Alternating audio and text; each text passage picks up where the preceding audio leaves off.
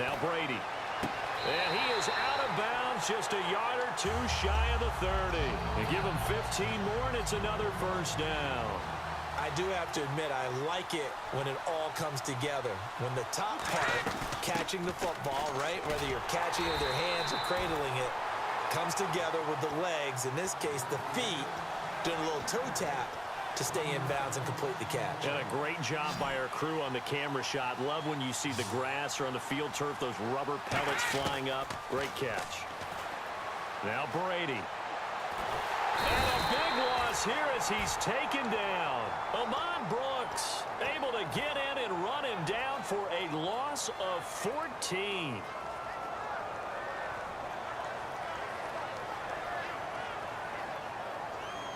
And the defense will try and pin their ears back and get pressure again here after the sack. It's third down. Here's Brady to throw. He'll rifle this one deep right side. And incomplete. The contact made the ball roam free and brings up fourth down. So on fourth down, on is the punter, Pat O'Donnell, to kick it away. On every offensive coordinator, every play caller sheet, they have about 5 or 6 plays per game that they call shot plays or big plays, and you don't get many opportunities to dial them up, and they just did, and they drop it with a great chance to make a big play. That's going to hurt. And now out comes Minnesota.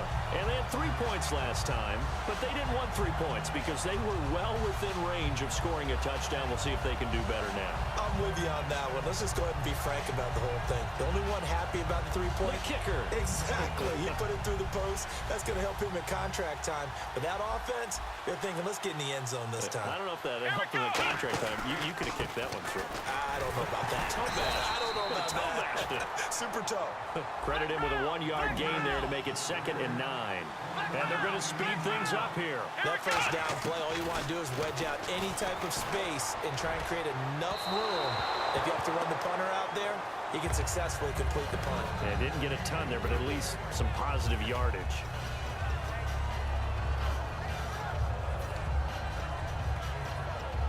And the offense looking to pick up the first down after the 2nd down incompletion. From deep in their own territory, they look to throw. Toward the sideline, did he keep the feet in? Yes, he got them both down, says the side judge, and that's good enough for a first down. He's such a good route runner, shows it there on 3rd down, very proficient, and a good pass. And you know what I've observed over the years in the NFL? The better a route runner you are, the more confidence your guy's going to have in you to go to you in important times because he can trust you being in the right spot, and they connected there and picked up the first down. And the catch made here by Marquise Lee. Now whistles come in. We're going to get a timeout here by the offense. It's just their first, so they'll have 2 remaining here before we get to halftime.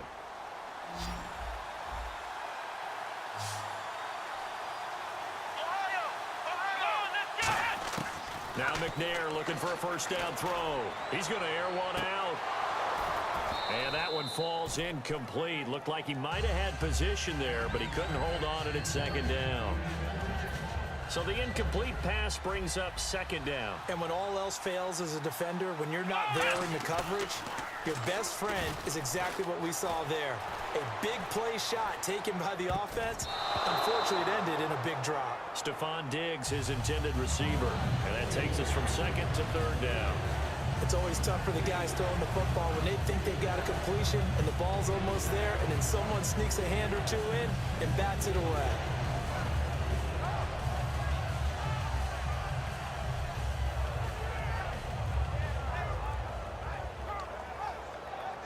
So still a full 10 yards to go here for the offense on 3rd down. They just do get the play off as he'll look to throw. He's got the hook up to Lee.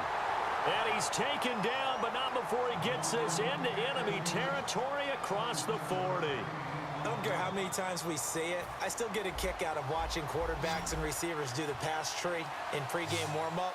But I always remember that when we go to practices, we see that after practices as well. They really tune it up, don't they? And no escaping this time as he'll go down. They got him for a sack. Now hold everything here. We're going to get a timeout by the offense. And with halftime on the horizon, they'll be out of timeouts from here forward.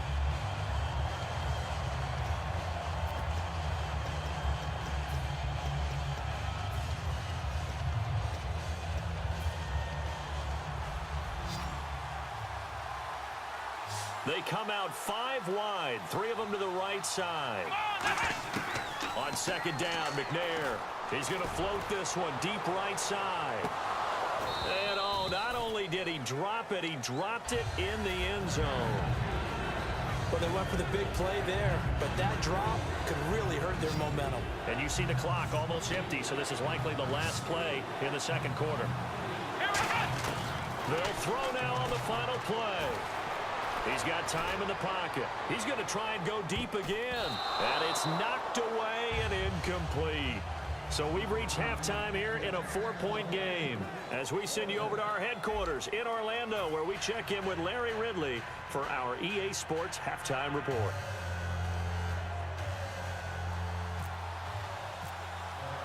So both teams have their marching orders, and we'll get going again here in quarter number 3.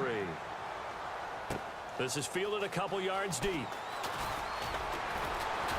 And he'll bring it a few past the 20 to the 23-yard line. The Seahawks offense now, they get ready to head back onto the field. They have the lead. Now they'll be looking for some separation here as we begin the third quarter. I like the way you term that, because now I think they go a little bit deeper into their playbook. They like what they did in the first half. That worked okay. But in order to get the separation that you just talked about, change things up a little bit. Change your tendencies. Try and hit them a little bit more with some things they didn't see in the first half. See if they do just that. A pretty good coverage there, and both of these defenses, they've had good coverage throughout this one. No doubt about it. And in today's NFL, where we're used to a bit more scoring, this feels almost like a well-pitched game in baseball on both sides. That's caught at the 25. And all the way in, touchdown Seattle. Dallas Clark, 77 yards. And the Seahawks find a way to stretch their lead. Well, that was the fly route for a touchdown, and since he caught that one and scored it, I got to tell the story. Before the game, we were standing there. He was running deep routes, dropped one. It bounced up and just hit me right in the gut, and I said, come on, man, but there was no drop. Yeah, you okay now? I'm good. All right, I'm good. We got the ice pack up here. You're just fine. What I loved about it was the subtlety of the route, because everyone knows he's fast. They're going to play him for that route first and foremost, but sometimes it's a head fake. It's varying your speed off the line of scrimmage. It's giving the defensive back different angles to think about. Is he going inside? Is he going outside? And then, as you noted, he just took off past him. Oops, there he goes again. Credit the tackle to Darius Slay. Here we go. Now McNair. He's got time. Going deep here for Matt. And he fires one that's intercepted. Picked off by the former Eagle, Nate Allen. And this one will be returned to right around the 38-yard line. The Seahawks offense now, they get ready to come back onto the field. And that recipe on their last drive that resulted in a touchdown looked pretty good, so they'll be hoping to do that once more. And it takes me back to when we sat with the offensive coordinator and the head coach. And he is in for the Seattle touchdown. Todd Gurley, 38 yards. And the interception by the Seahawks D leads to a touchdown. And he's got it up and through. The kick unit for the Seahawks out there on the field, and we are ready to rock. This fielded a few yards into the end zone.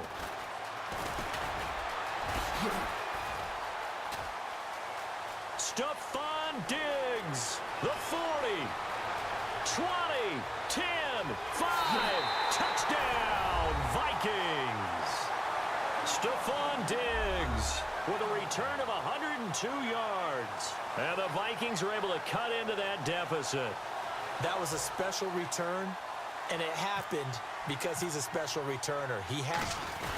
Oh, look at this. A flip to the kicker. He's going to try to run for it. And he is not going to get in here. So the decision to go for two does not pay off as they're unable to cut any further into their deficit. So now the other return teams out there, as they'll try to duplicate what they just saw. This fielded a few yards into the end zone. And he will be brought down here at about the 17-yard line. As Seattle now ready to march onto the field. And they were able to punch it in the end zone last time. They'll be looking to do that again here for the defense. Obviously, they'll be looking to stop them from punching it back in the end zone. It always is punch-counter-punch, isn't it? And which team has the advantage? Well, let's just go back. Last time on offense, they rolled downfield, got into a good rhythm.